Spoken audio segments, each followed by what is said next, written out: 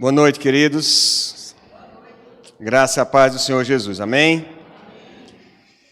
Deus derrame sua graça sobre nossas vidas, continue derramando a nós que estamos aqui e aqueles que estão nos acompanhando através dos nossos canais na rede mundial de computadores, possam ser alcançados pela graça do Senhor nessa noite. Queridos, eu gostaria de... Eu até tentei fugir um pouco do tema Copa do Mundo, mas foi praticamente inevitável não falar da Copa hoje à noite. Antes, eu queria só lembrar os irmãos que essa semana nós temos uma data importante de ser lembrada. Nós temos o Dia de Ação de Graças, que ocorre, acho que quinta-feira, acho que é isso. O Dia de Ação de Graças é comemorado nos Estados Unidos um mês antes do Natal, e lá é uma data bem importante. Nós copiamos algumas tradições americanas, tipo Halloween e outras que não são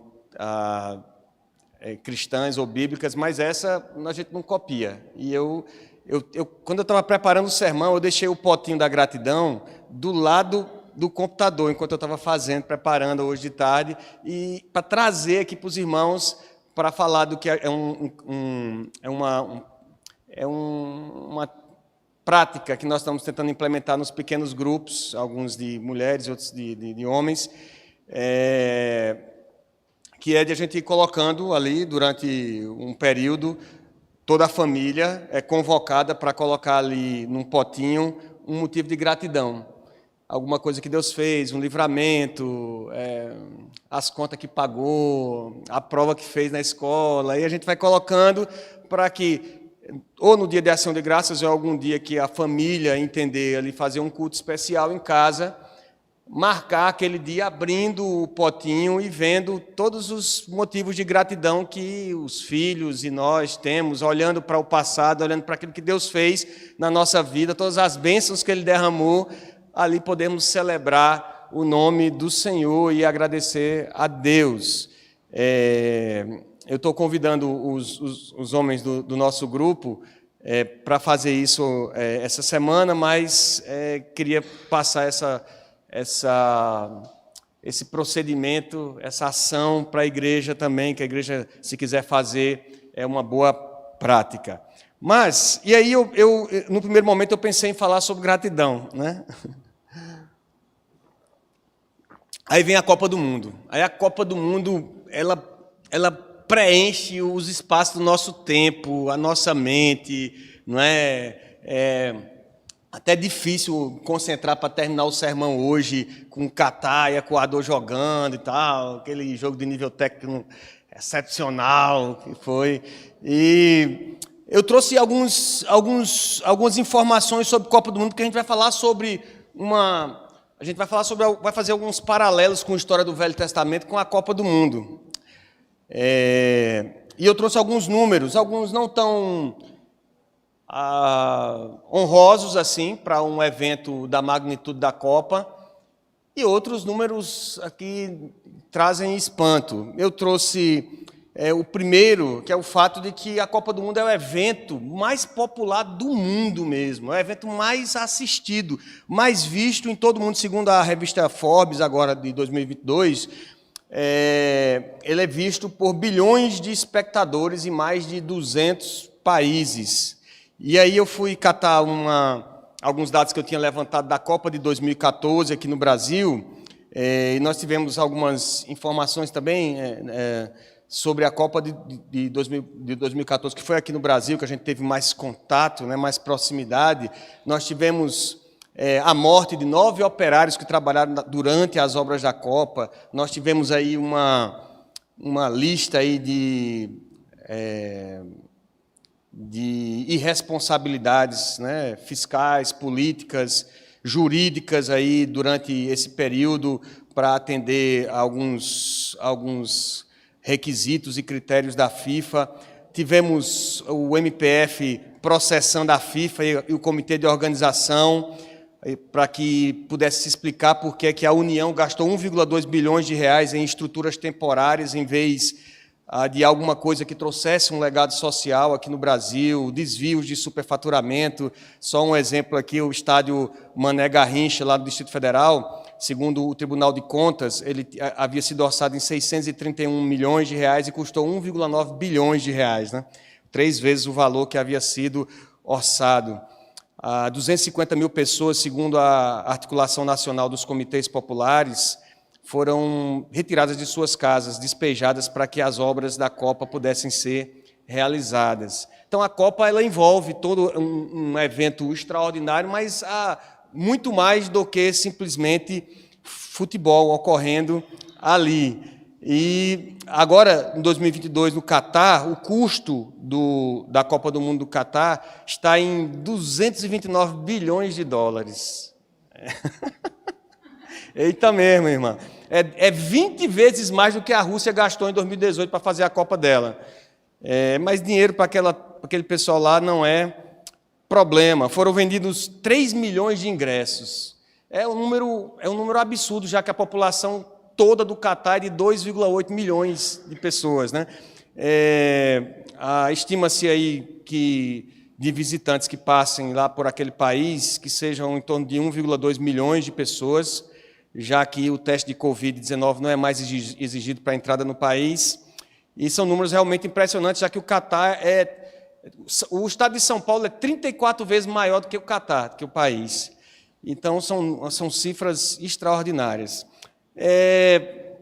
Falando de futebol mesmo, né, 8 países apenas, em todos esses anos, ganharam a Copa do Mundo. Deles, o maior ganhador somos nós. Né? Fazer o quê? Com 5 títulos. Né? Estima-se que nessa Copa do Mundo, eu não sei se eu vi isso no Valor Econômico, eu vi algum informativo financeiro, de que o faturamento da Rede Globo, com a venda de patrocínio, gira em torno de 1,5 bilhões de reais. A TV Globo é a TV que consegue ter uma média maior de audiência em todo o mundo, superando, em 2018, a própria TV russa, que transmitia no Channel One, ali para aquele país. Então, diante da magnitude desse evento, desses números extraordinários e de tanta coisa envolvida, essa semana, eu falei até com o pessoal lá do Racha sobre uma entrevista que a Naná Castilho, do Filipenses 4:8, fez com o pastor Emílio Garofalo Neto, da Igreja Presbiteriana Semear, lá de Brasília. E ele fala sobre futebol, fazendo um paralelo de que as nossas competições esportivas nada mais são do que uma tentativa humana de copiar o Criador. É uma tentativa falha de buscar a redenção, de buscar a vitória, unidade, comunhão. E eu achei aquilo tão interessante, aquele paralelo ali que ele estava fazendo, que eu, da minha parte também, dentro das minhas limitações, eu quero pegar esse evento, a Copa do Mundo, e fazer um paralelo com outro evento lá do Velho Testamento, convidando vocês para abrirem suas Bíblias em Números, capítulo 13, e a gente vai falar da Copa dos Espias. Números 13, versículo 25 ao versículo 33. Números 13, 25 a 33.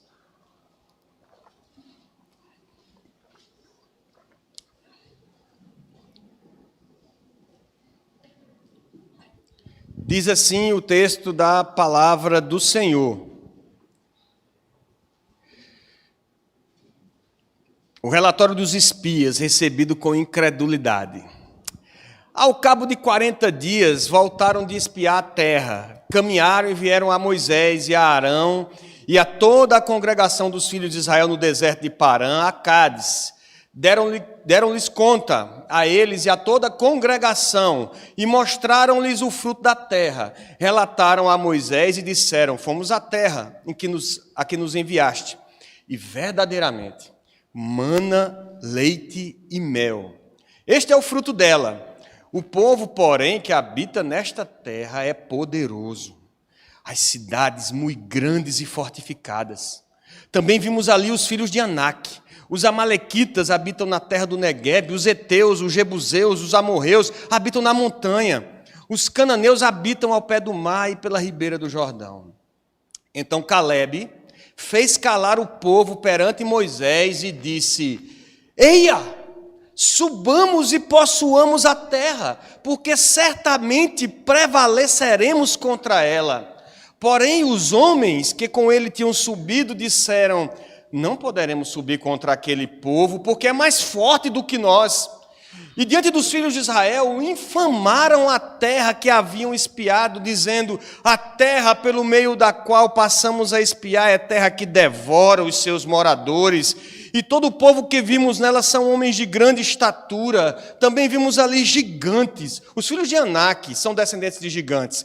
E éramos aos nossos próprios olhos como gafanhotos, e assim também o éramos aos seus olhos. Levantou, pois, toda a congregação, capítulo 14, verso 1, e gritou em voz alta, e o povo chorou aquela noite. Todos os filhos de Israel murmuraram contra Moisés e contra Arão, e toda a congregação lhes disse: tomara tivéssemos morrido na terra do Egito, ou mesmo neste deserto. E por que nos traz o Senhor a esta terra? Para cairmos à espada, e para que nossas mulheres e nossas crianças sejam por presa.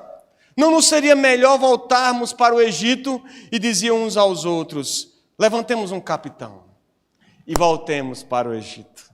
Vamos orar, meus irmãos? Ó Senhor nosso Deus, eis a tua palavra que está lida aqui diante do teu povo, Senhor.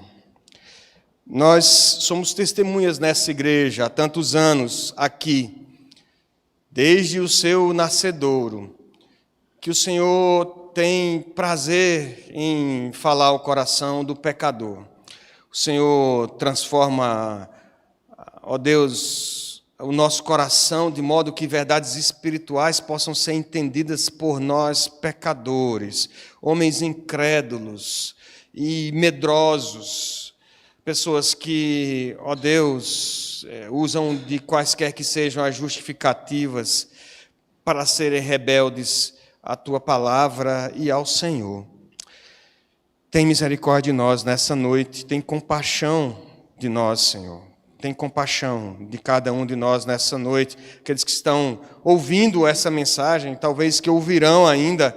Meu Pai, glorifica o teu santo nome, opera com o teu poder, derrama a tua graça sobre nós, não nos trata de acordo com os nossos pecados, mas segundo as tuas misericórdias, Senhor, segundo a tua graça, porque és rico em graça e misericórdia, e trata-nos como o Senhor tem nos tratado, ao olharmos para trás e vermos o teu grande amor com que o Senhor nos amou, em nos redimir, em nos guardar, em nos livrar do mal, em nos fazer prosperar aqui nesse lugar, em abençoar os nossos filhos, que alguns já cresceram, já tomaram a sua decisão em seguir-te. Ó Deus, em ver todo o teu cuidado, Senhor, para conosco, em olhar e ver que o Senhor é o mesmo Deus de Cades Barné, o Deus que abriu o mar vermelho, o Deus que lançou as pragas sobre o Egito, o Deus que com mão poderosa e braço estendido livrou esse povo de dura cerviz em meio ao deserto, o Deus que concedeu a bênção de entrarem na terra que o Senhor mesmo havia prometido, o Deus que nos dá a promessa da vida eterna e da herança celestial e nos garante em Cristo Jesus, no seu sacrifício e na sua ressurreição dos mortos, como lembramos hoje de manhã na ceia do Senhor. É o Deus da promessa, é o Deus da verdade, é o Deus que opera em nós o seu querer e o seu realizar. Ó Deus, continua operando, fala conosco, apesar de nós, agora que consideramos esse texto da palavra do Senhor. Fala conosco, Senhor, é assim que nós te oramos, pedindo a tua bênção sobre o teu povo, aonde a tua palavra está sendo ministrada. Edifica a tua igreja, Maranata, Senhor, vem buscar a tua igreja. É assim que nós oramos, agradecidos em nome de Jesus. Amém. Bom, queridos, o primeiro paralelo que eu gostaria de fazer aqui com a Copa é a respeito de um momento que antecede a Copa do Mundo. É o momento da convocação, um momento aguardadíssimo por todos, não só os torcedores, mas especialmente pelos jogadores. Aguardado porque a comissão técnica passa 4 anos ali testando alguns atletas, avaliando alguns nomes ali em algumas posições, para ver quais são os melhores nomes para chamar, para representar o país no campeonato dessa magnitude, como nós vimos aqui, que é a Copa do Mundo. Especialmente a seleção brasileira, no dia 7 de novembro, na segunda-feira, foi feito o anúncio, cercado de expectativas, aí o técnico Tite apresentou ali o nome, fez uma convocação de 26 atletas. Chamou 26 pessoas, dentre essas 26, obviamente, os 11 que comporão o time titular e mais os reservas, chamou os 26 nomes ali para serem conduzidos por aquela comissão até, quem sabe, a grande final desta Copa. E foi um momento de confirmação de alguns nomes, né? Alguns postaram na internet, momento, comemorando ali que tinha saído o nome dele e tal. Confirmação de alguns nomes que eram esperados, outros não tão esperados assim, como o do veterano Daniel Alves, né? De 39 anos, que só o tempo dirá se os critérios e as escolhas foram, de fato, acertadas. Mas aqui, em Números 13, nós tivemos uma convocação também. Talvez não cercada com a mesma expectativa da Copa, mas se nós vimos um pouquinho antes do texto que nós lemos, aí em Números 13 ainda, nos versos... versículo 1 em diante, diz que o Senhor falou com Moisés e disse assim: envia homens que espiem a terra de Canaã, que eu hei de dar aos filhos de Israel, de cada tribo de seus pais enviareis um homem, sendo cada qual príncipe entre eles. Enviou-os Moisés do deserto de Parã, segundo o mandato do Senhor. Todos aqueles homens eram cabeça dos filhos de Israel. Atenção para a escalação. São estes os seus nomes: da tribo de Ruben, Samua, filho de Zacur; da tribo de Simeão, Safate, filho de Ori; da tribo de Judá, Calebe, filho de Jefoné; da tribo de Issacar, Gigeal, filho de José; da tribo de Efraim, Oséias, filho de Num; da tribo de Benjamim, Palti, filho de Rafu; da tribo de Zebulon, Gadiel, filho de Sodi; da tribo de José, pela tribo de Manassés, Gade, filho de Suzi; da tribo de Dan, Amiel, filho de Gemali; da tribo de Asser, Setu, filho de Micael; da tribo de Naphtali, Nabi, filho de Vofsi; da tribo de Gade, Jeuel, filho de Maqui. São estes os nomes dos homens que Moisés enviou a espiar aquela terra. E a Oséias, filho de Num, Moisés chamou Josué. A escalação: 12 homens, 12 príncipes ali de Israel. Deuteronômio capítulo 1, verso 22 a 23, vai narrar, Moisés vai trazer essa história, recontar essa história para um povo que está se preparando para entrar na terra prometida, e vai falar que, na verdade, houve ali um consenso. Deus falara com Moisés e o povo chegou até Moisés e sugeriu que se enviassem esses espias, que se fizesse essa seleção, essa escalação, para que eles pudessem entrar de uma forma melhor planejada, que eles pudessem entrar na terra ali e planejarem a conquista da terra. E diz lá o texto de Deuteronômio, capítulo 1, verso 22 e 23, que isso pareceu bem aos olhos de Moisés. Pareceu uma ideia sábia, uma ideia equilibrada. Bom, meus irmãos, assim como esses irmãos foram convocados, nós também fomos convocados, nós fomos chamados, nós fomos convocados. Aqueles que creem em Jesus também receberam uma convocação. Diferentemente dos que são convocados para qualquer missão ou competição nesse mundo, aqueles que são chamados pelo Senhor são chamados de forma eficaz e irresistível. É assim que, pelo menos a teologia, a doutrina reformada, trata dessa doutrina do chamado eficaz, do chamado irresistível. E, diferentemente de qualquer outra convocação que nós possamos enfrentar nessa vida, ou mesmo a seleção brasileira, a nossa convocação, ela tem uma garantia de vitória final. A gente não está convocado para tentar jogar e talvez ganhar, talvez empatar, ou quem sabe perder de forma honrosa. A gente está convocado para ganhar. No final, a gente está convocado para levantar a taça, para levantar o troféu. O apóstolo Paulo, escrevendo lá em Romanos, capítulo 8, verso 30, ele diz assim, costurando, ou melhor, representando, pintando toda a obra do plano de salvação de Deus para a humanidade, ele diz, e aos que predestinou, a esses também chamou, e aos que chamou, aos que convocou, aos que chamou, a esses também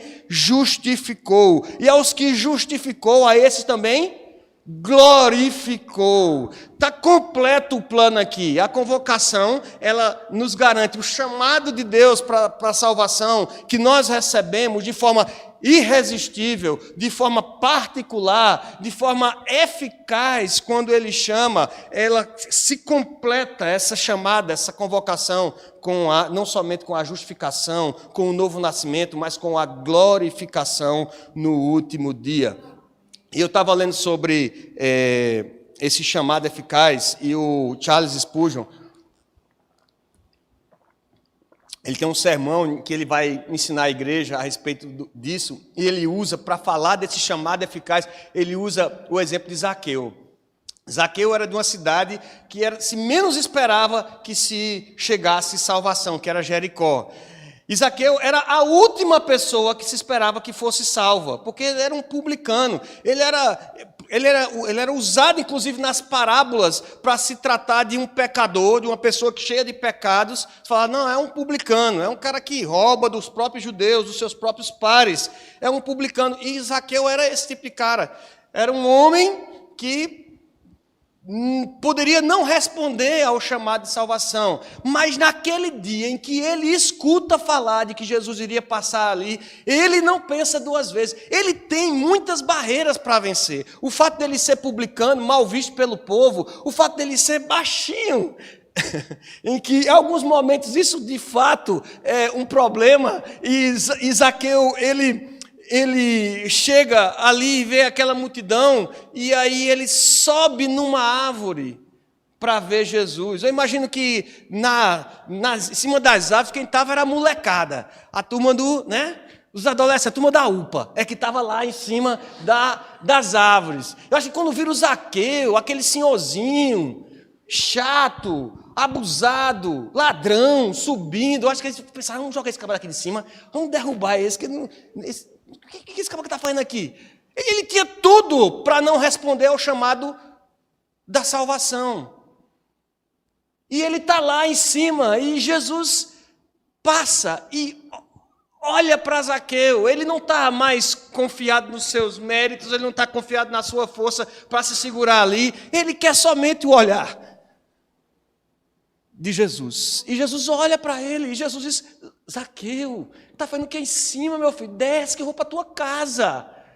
Estamos atrasados, eu vou para a tua casa, eu vou comer lá, eu vou cear lá. A despeito de todo mundo poder falar mal do fato de Jesus estar comendo na casa de um pecador, de um publicano, Jesus vai cear na casa de Zaqueu. Porque quando o Espírito Santo chama, ele chama de forma eficaz, irresistível. Nem que você tenha que subir numa árvore para escutar esse chamado, nem que você tenha que mudar a sua vida e dividir metade dos seus bens com os pobres, como fez Zaqueu. Mas o chamado do Espírito Santo é eficaz. Ele nos convence do nosso pecado, de que nós realmente somos pecadores, assassinos de Cristo, como hoje foi ensinado na classe das crianças. Eu estava conversando com Dani, a professora, hoje. Nós que crucificamos a Cristo por causa dos nossos pecados.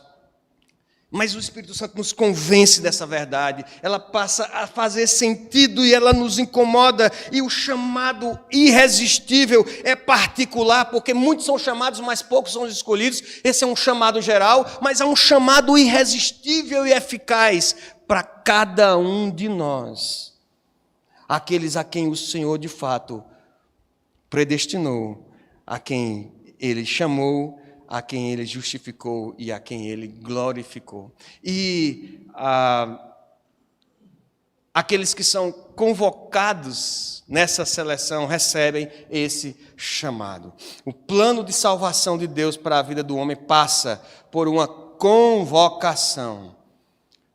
Se a alegria, né, eu lembro, eu acho que eu assisti o Richarlison recebendo o comunicado. O Richarlison estava com algumas dúvidas por causa de problemas de lesões e condição física, não estava fazendo uma temporada muito boa, e aí passa a imagem lá do Richarlison, né, com a família, e sai o nome dele, e aí, aquela loucura, e é menino para cima, e almofada para um lado, aquela gritaria. Ora, se um chamado humano, uma convocação humana para representar um país é revestido de alegria, imagine você com muito mais alegria para aqueles que são chamados por Cristo Jesus, convocados, vocacionados em Cristo para o seu reino, para a sua glória, para a salvação eterna. Nós somos estes chamados para sermos não representantes de um time de futebol, de um país, mas para sermos embaixadores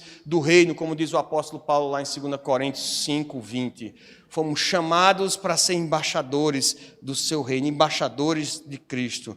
E enquanto estivermos aqui, desde já, celebramos, experimentando da sua graça, esperança da vida eterna, que será completa no último dia, o dia da grande final, o dia da vitória final de Cristo e da sua igreja. Mas esse chamado, ele é pessoal, ele é particular. Por isso que eu tenho que perguntar a você nessa noite, você já ouviu esse chamado? Você já recebeu esse chamado? Não importa se seu pai já ouviu esse chamado, já tomou uma decisão ao lado de Cristo, não importa se a sua esposa já ouviu esse chamado e disse sim a Cristo, não importa se a sua família, ou se você está vindo à igreja, ou se acostumou a vir à igreja porque seus pais lhe trazem para cá, o chamado ele é pessoal, ele é particular, e você tem que responder a esse chamado. Se o Senhor lhe chama hoje, de forma irresistível, atenda esse chamado. O chamado para a salvação, o chamado para essa seleção dos embaixadores de Cristo. Esse é um primeiro paralelo que eu gostaria de fazer. Segundo, é que aqueles que foram convocados passaram por treinos e desenvolvem uma estratégia para jogar. É assim com a seleção, é assim com a seleção de futebol. Toda seleção treina, toda seleção, só o racha da gente na quinta-feira que ninguém pode morrer de treinar, não tem estratégia nenhuma, né? É estratégia de padaria, né? Ataca em massa e defende em bolo. Mas normalmente, quem joga com habitualidade, quem joga numa seleção, está lá estudando, está lá a comissão técnica, analisando os outros times e traçando uma estratégia para a competição. Traçando uma estratégia, um jeito de jogar para o seu time, a tática que vai lançar a mão. Não sei se vai ser o 4-4-2, jogar com 2 atacantes, talvez o 3-4-3, jogar com 3 atacantes, menos gente no meio, talvez se for uma seleção mais forte, colocar mais gente no meio, colocar só um atacante na frente, não sei, estão estudando e analisando cada caso. A equipe dos espias aqui, que foram convocados e selecionados, também tinha uma estratégia. Veja você, versículo 17, diz que Moisés passou essa estratégia para a turma dos espias. Disse assim: enviou-os, pois, Moisés a espiar a terra de Canaã. E disse-lhes: subi ao Neguebe. Olha qual era a estratégia, a tática. Subir ao Neguebe e penetrar nas montanhas, vede a terra que tal é, e o povo que nela habita, se é forte ou fraco, se poucos ou muitos, e qual é a terra em que habita, se boa ou má, e que tais são as cidades em que habita, se em arraiais, se em fortalezas, também qual é a terra, se fértil ou estéril, se há matas ou não, tende ânimo e trazei do fruto da terra. Era aqueles dias, os dias das primícias das uvas. Então havia a estratégia que Moisés estabeleceu ali, vá pelas montanhas, não sei bem o que é que passava na cabeça de Moisés, talvez procurar um caminho mais seguro e menos habitável, e olhar se o povo era numeroso ou não, forte ou fraco, as cidades como é que eram, se eram fortificadas ou não. E de fato, é absolutamente necessário fazermos planos para nós amadurecermos na vida, para nós crescermos, nós precisamos fazer planos. Hoje de manhã acordei com minha mulher fazendo um planejamento do departamento infantil para o ano de 2023. Acho que ela passou a madrugada pensando nesse negócio e de manhã estava lá, não sei o que, discutindo os planos. É absolutamente necessário a gente fazer planos, a gente estabelecer metas, a gente fazer planos, até para a gente poder avaliar se a gente está realmente naquele caminho que a gente está traçando. Jesus, em Lucas 14, 26 a 33, ele ensinou que o homem ele deve, de fato, pensar no plano de seguir a Cristo. Lucas 14 diz assim a palavra do Senhor, a partir do verso 26. Se alguém vem a mim e não aborrece seu pai, mãe, mulher e filhos, irmãos e irmãs, e ainda a sua própria vida, não pode ser meu discípulo. E qualquer que não tomar a sua cruz e vier após mim, não pode ser meu discípulo. Pois qual de vós, pretendendo construir uma torre, não se assenta primeiro para calcular a despesa e verificar se tem os meios para concluir? Para não suceder que, tendo lançado os alicerces, não podendo acabar, todos que virem zombem dele, dizendo, este homem começou a construir e não pôde acabar. Ou qual rei que, indo para combater outro rei, não se assenta primeiro para calcular se com 10.000 homens poderá enfrentar o que vem contra ele com 20.000. Caso contrário, estando o outro ainda longe, envie-lhe uma embaixada, pedindo condições de paz. Assim, pois, todo aquele que dentre vós não renuncia a tudo quanto tem, não pode ser meu discípulo. Há um plano, há uma estratégia para aqueles que fazem parte da seleção dos embaixadores de Cristo. Há uma estratégia, uma tática para quem faz parte desse time, dessa seleção, daqueles que foram chamados para a salvação. Você não foi chamado para esquentar banco de igreja, você não foi chamado para estar só aqui todo domingo, olhando para a cara do pregador, escutando as mensagens do pregador. Você foi chamado para cumprir um plano, e o plano que Jesus traça aqui para a sua vida, a estratégia que ele traça para aqueles que são convocados, daqueles que são chamados nessa seleção, é de tomar a sua cruz e segui-lo. Um discípulo não pode amar mais a sua família, nem a sua própria vida, do que a Cristo. Ele tem essa consciência que ele deve tomar a sua cruz. Essa é a estratégia, esse é o plano. Tomar a cruz, renunciar a qualquer coisa nesse mundo que possa, de algum modo, se colocar entre nós e o reino, entre nós e Cristo. Em favor de Cristo, nós renunciamos a nossa própria vida. Quem não faz isso não pode fazer parte dessa seleção. É isso que Jesus está dizendo. Quem não renuncia a tudo quanto tem, não pode ser o meu discípulo. Prioridades erradas impedem o discipulado de uma pessoa, impedem seguir nesse caminho. Tomar a cruz nos faz lembrar do sacrifício de Cristo Jesus.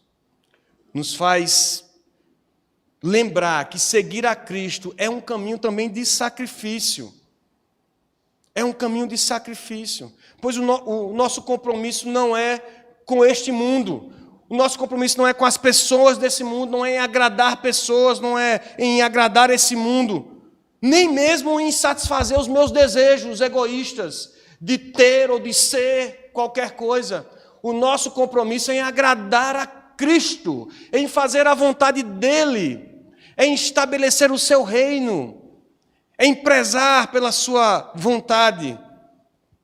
Será que nós estamos dispostos a atender às exigências radicais da estratégia de seguir a Cristo, de seguir a Jesus? Essa tem sido a nossa estratégia da vida cristã. Mas há um outro paralelo aqui, voltando para Números 13. Números, texto da seleção dos espias. Há um outro paralelo aqui, que é do resultado. Toda a equipe numa Copa do Mundo, ele está pensando no resultado. conseguiram a primeira parte, que foi se classificar para a Copa, e agora está todo mundo ali buscando classificação para a próxima fase, talvez para, quem sabe, né, oitavas, quartas de final, chegar numa semifinal, quem sabe chegar à final e conquistar ali o cobiçado título.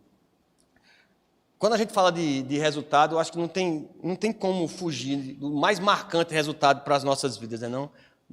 De Copa do Mundo, que foi aquele 7-1 fatídico aqui no Brasil. Não tem como. Uma derrota marcante para nós aqui dentro de casa. Os jogadores no final do jogo chorando, pedindo desculpa. Eu e Davi Luiz, me perdoe e tal. Foi realmente terrível. Os espias aqui foram convocados também para... Tinha uma estratégia que o próprio Moisés entendeu que era uma estratégia sábia, e o resultado dessa empreitada, dessa missão, não foi o esperado também, igual aquele 7-1. Não foi nada do que se esperava. O que nós lemos aqui no texto, no início aqui na introdução do sermão, do versículo 25 até o capítulo 14, versículo 4, é exatamente esse resultado. É que as pessoas passam e eles realmente chegam. O primeiro relato é de que a terra mana leite e mel, era do jeito que Deus tinha falado para Moisés no começo, e realmente o cacho de uva que eles trazem é a época da primícia das uvas, é as primeiras uvas que estão sendo colhidas, né? E aí eles trazem um cacho gigantesco, é 2 homens carregando esse cacho de uva, e realmente era aquilo que Deus tinha falado, porém, tinha muito problema ali, para se entrar naquela terra. Não, olha, tinha um tal de uns filhos de Anak, que o Anak era um descendente de gigantes, né? Aqueles homens, o Golias era descendente lá dos filhos de Anak, aquele homem 2 metros e tanto. Quando eles olharam para aqueles homens, disseram, rapaz, aqui não, aqui a gente não consegue entrar não. Aí passaram em outras cidades, aí viram as cidades fortificadas, não, aqui não dá não. Aí os jebuseus estão ali, os amorreus, não, aí não vai dar, não, nós vamos morrer. Meu Deus do céu, a gente não vai conseguir. É muito problema, é muita dificuldade, a gente não vai conseguir. E começaram a se desesperar, em vez de um plano que pudesse equacionar as dificuldades, irem vencendo uma a uma, lembrar do agir de Deus, de como Deus tinha abençoado a este povo saindo do Egito, as pragas, a forma como Deus abriu o Mar Vermelho, fez sucumbir o maior exército, o mais poderoso exército que havia na época, que era dos egípcios, da forma como Deus havia sustentado aquele povo com maná, que vinha do céu, do nada aparecia, o orvalho descia, quando de manhã o orvalho passava, havia aquelas sementes de coentro que eles tiravam e faziam bolos, e só durava um dia, porque eles tinham que depender cada dia do Senhor. No sábado, da sexta para o sábado, eles tiravam para 2 dias, e dava certo. No sábado estava bom lá para eles preparar os bolos e comerem, mas se eles fizessem isso qualquer outro dia da semana, o troço apodrecia, porque era providência de Deus. Aí eles murmuraram porque não tinha carne para comer, e a gente gosta muito de proteína, né? Tinha malhar, etc., comer não tem carne, e reclamam diante do Senhor, e Deus manda codornizes. Ele não tinha trabalho de ir caçar, não, atirar a baladeira, jogar a lança, nada disso. Vinha uma revoada que vinha lá, olha, vinha revoada, todo dia chegava aquela revoada, aí aterrissava perto das tendas, só faltava cair dentro da boca. Porque Deus mandava, Deus providenciava, e esse povo de dura cerviz, ali, recebendo de Deus, olhava durante o dia, eita, o sol está forte aqui, aí Deus, coluna de nuvem, ficava lá para não esquentar a cabeça do povo, aí de noite tudo escuro, aqui vai, não é muito seguro aqui não, Deus, coluna de fogo durante a noite para iluminar a noite. Esse povo viu os milagres e as maravilhas de Deus, mas sabe o que espantava esse povo? Não era o poder de Deus, não era a força de Deus, não era a providência de Deus que causava espanto a este povo, que causava espanto para ele era o tamanho dos filhos de Anak.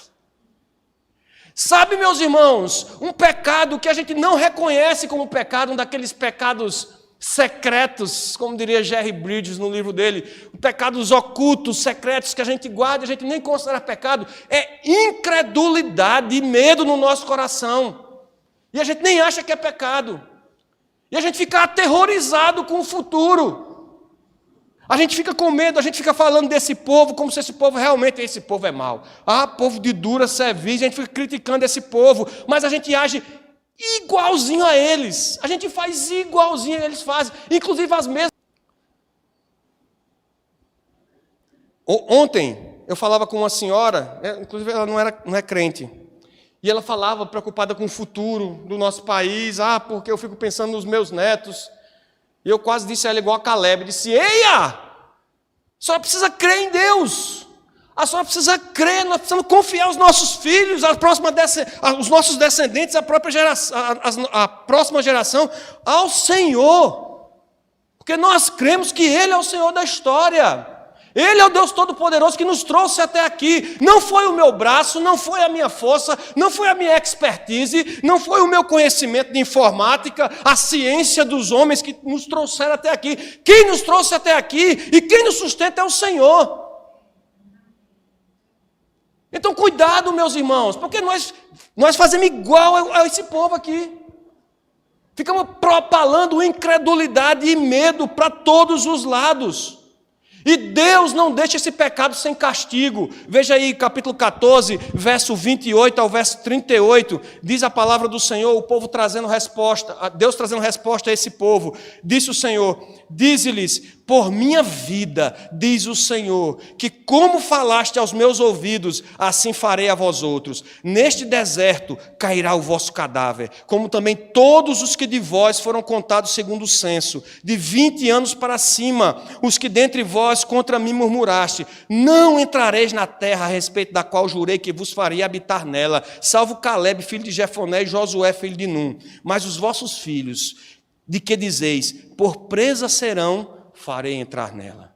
E eles conhecerão a terra que vós desprezastes. Porém, quanto a vós outros, o vosso cadáver cairá nesse deserto. Vossos filhos serão pastores neste deserto 40 anos e levarão sobre si as vossas infidelidades até que o vosso cadáver se consuma neste deserto. Foi essa a sentença do Senhor. 40 dias vocês levaram para espiar a terra, para cada dia 1 ano. Vocês vão passar 40 anos rodando. E vai morrer tudinho. Porque essas crianças que estão lá, desculpa de vocês, a justificativa para o medo. Ai não, porque eu temo tanto que meus filhos, esse povo vai matar a gente, e os filhos vão ficar sem pai nem mãe. Vão fazer o que com as nossas crianças? Esses meninos que vocês estão com medo, deles ficar sem pai e mãe, esses aí eles vão entrar. São eles. Esses que vocês estão dizendo que vão ficar desfilhados, vão ficar sem pai nem mãe, vão ficar órfãos. Eles vão entrar na terra prometida. Vocês vão ficar tudo aí no deserto. Eles vão se tornar pastores e vão entrar. Porque a obra é do Senhor. Ele é quem peleja por nós. Será que nós não conseguimos aprender nem com a história desse povo, nem com a história da nossa própria vida? Ou você acha que você chegou até aqui como? É porque você realmente fez um curso muito bom e agora você consegue se sustentar? É porque você é muito bom nos negócios, é um bom empresário, um empreendedor? É porque você... Não, é porque o Senhor te sustenta. É porque a boa mão do Senhor é contigo. É porque se Ele não faz até agora vir a codorniz para cair na porta da sua casa, Ele levanta o consumidor para ir comprar no seu negócio, porque aos seus amados Ele dá enquanto dorme, diz o salmista. Esse é o Senhor, nosso Deus, e Yahvé é o seu nome, o Senhor Todo-Poderoso. Mas nós insistimos na incredulidade, no medo, e queremos namorar com a escravidão do pecado igual ao mundo. Da mesma forma que o mundo fala, nós queremos falar. E pior que a gente nem reconhece que isso é um pecado. A nossa incredulidade, o nosso medo, a gente sem nem perceber, a gente comete. E é pecado, meus irmãos, porque com nossa incredulidade nós demonstramos que nosso Deus não é capaz de nos sustentar. Nós demonstramos que nosso Deus é um Deus pequeno para nos livrar diante de todas as adversidades do mundo. É um Deus que não nos dá esperança futura. E a nossa esperança se resume a esse mundo. Não há, então, eternidade com a presença plena dEle. É por isso que é pecado. É por isso que incredulidade e medo é pecado. O autor, eu sei que eu estou lendo muitos textos hoje, mas o autor de Hebreus, lá no capítulo 3, vai ser mais um para você levar para casa. Autor de Hebreus, no capítulo 3, falando sobre essa geração que ficou no deserto, dos versículos 12 a 19, diz assim, escreve, inspirado pelo Espírito Santo de Deus. Tende cuidado, irmãos, jamais aconteça haver em qualquer de vós perverso coração de incredulidade, que vos afaste do Deus vivo. Pelo contrário, exortai-vos mutuamente cada dia, durante o tempo que se chama hoje, a fim de que nenhum de vós seja endurecido pelo engano do pecado. Porque nos temos tornado participantes de Cristo, se de fato guardarmos firme até o fim a confiança que desde o princípio tivemos. Enquanto se diz hoje, se ouvides a sua voz, não endureçais o vosso coração, como foi na provocação, lá no deserto. Ora, quais os que tendo ouvido se rebelaram? Não foram de fato os que saíram do Egito, por intermédio de Moisés? E contra quem se indignou por 40 anos? Não foi contra os que pecaram, cujos cadáveres caíram no deserto? E contra quem jurou que não entrariam no seu descanso, senão contra os que foram desobedientes? Vemos, pois, que não puderam entrar por causa da incredulidade. É isso, meus irmãos. A exortação é para nós hoje. Não endureça seu coração. Não endureça seu coração. Recusar-se a confiar em Deus é recusar a verdade. Coração descrente aceita o engano desse mundo. Aceita todas as mentiras do presente e as mentiras acerca do futuro. Que hoje a gente quer prever o futuro com um grau de certeza que nem o profeta do Senhor acerta, do jeito que a gente está dizendo, não, que vai acontecer isso, que vai acontecer aquilo.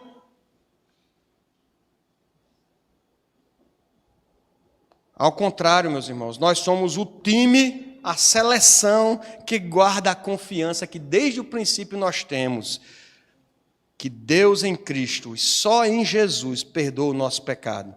Por isso, precisamos desse evangelho todos os dias. Eu acho que a gente precisa ler mais o evangelho. A gente precisa ouvir mais o evangelho. A gente acha que o evangelho foi somente para a gente ser salvo. A gente escutou sobre arrependimento, fé e salvação e vida eterna, e disse, pronto, não preciso mais ouvir sobre isso não, porque eu já tomei minha decisão por Cristo. Não, queridos, a gente precisa ouvir todo dia o evangelho. Não há um dia só da sua vida que você não precise ser lembrado do evangelho, que a verdade do evangelho não lhe traga gozo, paz, renovo de esperança. Nós precisamos ouvir novamente o evangelho, nós precisamos ler esse evangelho, mergulhar nesse evangelho, lembrar que Cristo perdoa o nosso pecado, que nos dá esperança de vida eterna, e não abandonarmos a confiança que nós recebemos em nosso coração. O que é que você tem propagado, meu irmão? Incredulidade e medo tem se tornado odioso aos olhos do Senhor. Tem sentido saudade do Egito, saudade da escravidão, tão bom, né? Tempo que eu não me preocupava com essas coisas, tempo que eu estava no mundo, tenho sentido saudade. Para finalizar, tem um último paralelo aqui. Tem um último paralelo. Queria falar sobre os craques da Copa. Toda Copa tem seus craques, tem seus melhores jogadores e tal, ainda que seja um goleiro. Daí diz o nível da Copa, né? Mas toda Copa tem o seu craque. Nessa Copa, por causa de várias ausências aí, de várias lesões, hoje eu soube que Benzema está fora, né? Menos um, infelizmente, Deus abençoe, que ele recupere lá na casa dele, né? Mas as esperanças estão voltadas para os que vão jogar. Neymar, Messi, Mbappé, Cristiano Ronaldo, De Bruyne, da Bélgica, quem sabe. Mas eu fiquei pensando sobre essa história dos craques. Eu tenho que confessar meu pecado, pastor, que enquanto o senhor estava ensinando hoje de manhã, eu fiquei pensando nesses negócios e fiquei anotando ali. Do sermão de hoje à noite. E o craque não é só aquele que vence a partida. O craque, ele não é só o cara que vence. Às vezes o time vence a partida e não tem nenhum craque.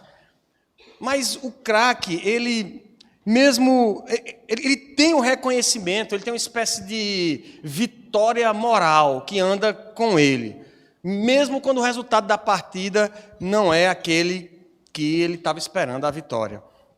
A seleção dos espias aqui também teve seus craques. Também vocês viram aqui que a seleção dos espias aqui teve seus craques. A Bíblia fala aqui no texto que nós lemos de 2 cracaços aqui nessa seleção dos 12 espias.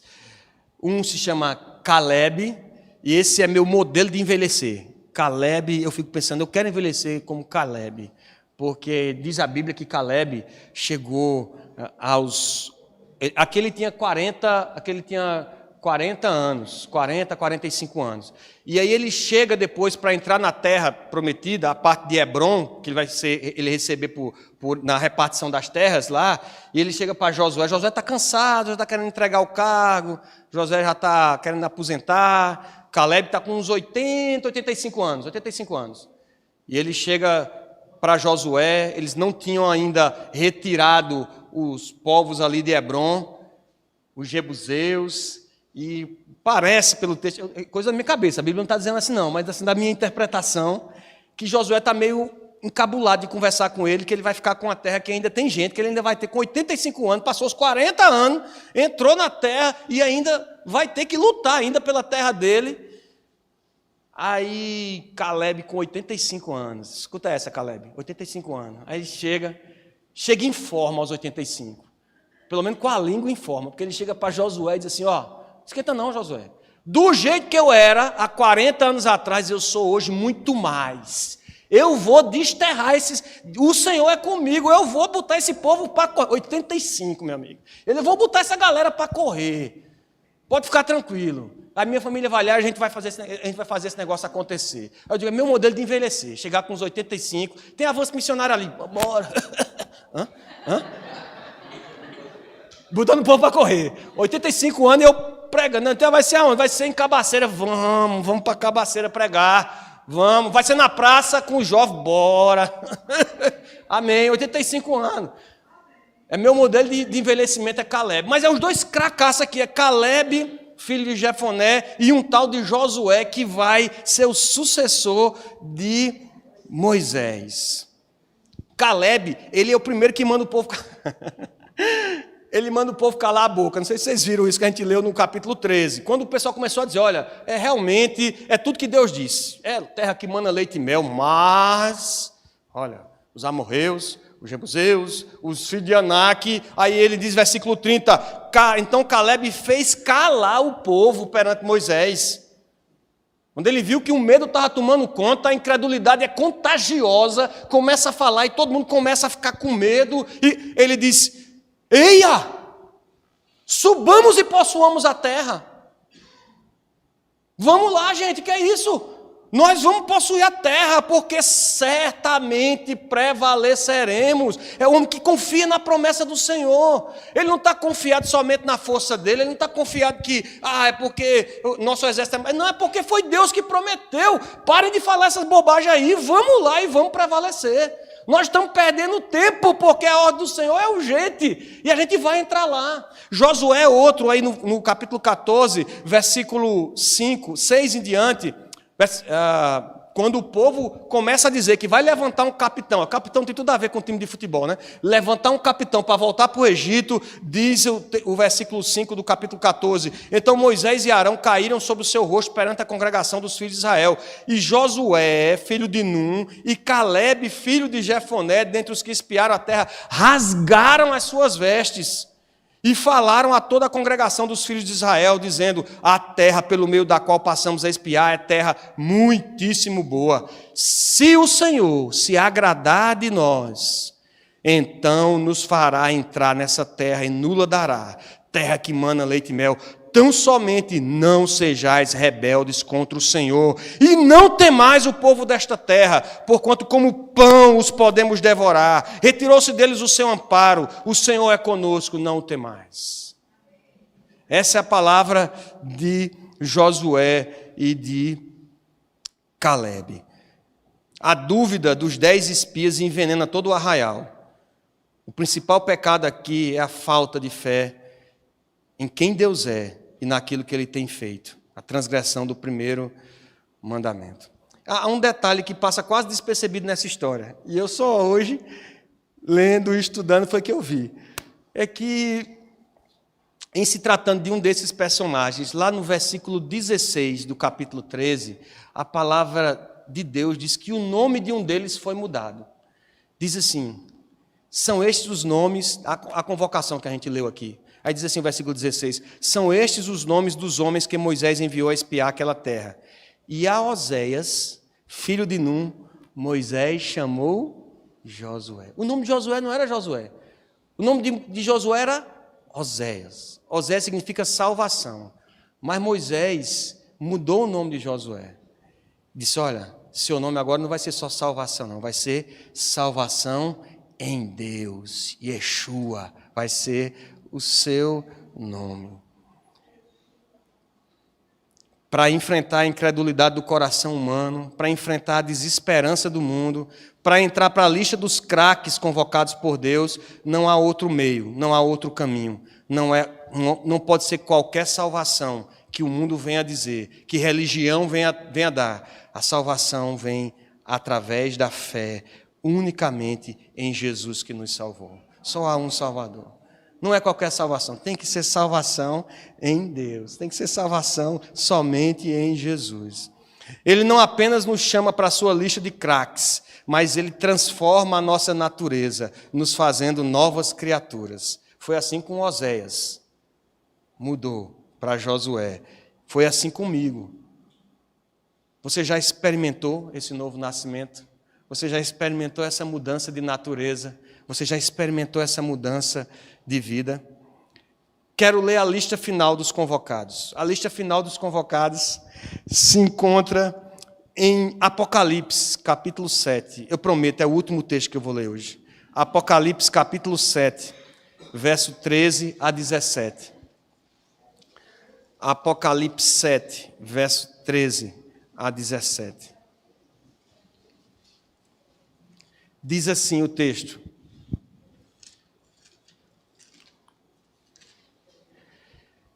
Um dos anciãos tomou a palavra, dizendo, estes que se vestem de vestiduras brancas, quem são? E de onde vieram? Respondi-lhe, meu senhor, tu sabes. Ele então me disse, são estes os que vêm da grande tribulação, lavaram as suas vestiduras e as alvejaram no sangue do Cordeiro, razão porque se acham diante do trono de Deus, e o servem de dia e de noite no seu santuário. E aquele que se assenta no trono estenderá sobre eles o seu tabernáculo. Jamais terão fome, nunca mais terão sede. Não cairá sobre eles o sol, nem ardor algum, pois o Cordeiro que se encontra no meio do trono os apacentará e os guiará para as fontes da água da vida. E Deus lhes enxugará dos olhos todas. Eu choro muito aqui porque lá eu não vou chorar. Eu tenho uma promessa de que Ele vai enxugar toda lágrima. Aqui é o lugar de chorar, porque lá não vai ter choro. O lugar de choro e ranger de dentes é outro. Mas o lugar para o que nós estamos convocados é essa lista aqui, daqueles que venceram com o Cordeiro, que serão apacentados por Ele, que não sentirão mais fome nem sede, porque vamos estar lá na presença da água da vida. E você, meu querido, minha querida, que está me ouvindo, que veio aqui, hoje é tempo de salvação. Hoje é o dia que o Senhor está chamando os seus convocados. Hoje é dia de convocação para fazer parte dessa seleção do reino, desses craques. A estratégia você ouviu qual é? Tomar a sua cruz, amá-lo mais que a sua própria vida. O mundo pode querer quebrá-lo, o mundo pode querer nos apedrejar, mas esses convocados não vivem por uma possibilidade de vitória. Se atender à estratégia, nós vivemos pela certeza de que aquele que nos chamou, que nos faz novas criaturas, nos garante, como Cordeiro assentado no trono, que estaremos juntos nas fontes de água viva para sempre. Você está pronto para essa Copa? Vamos orar? Santo e eterno Deus, nós te louvamos, Senhor, porque apesar de nós, o Senhor tem nos visitado, Senhor, com teu Santo Espírito, com a tua graça, com misericórdia, com compaixão.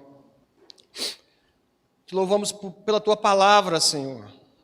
Em meio a tanto barulho no mundo, em meio a tantas coisas que desviam o nosso foco, a nossa atenção, nós podemos perceber, Senhor, o teu cuidado para conosco, a tua obra salvadora, o evangelho da redenção, sendo, ó Deus, soprado da tua palavra, ecoando nos nossos corações.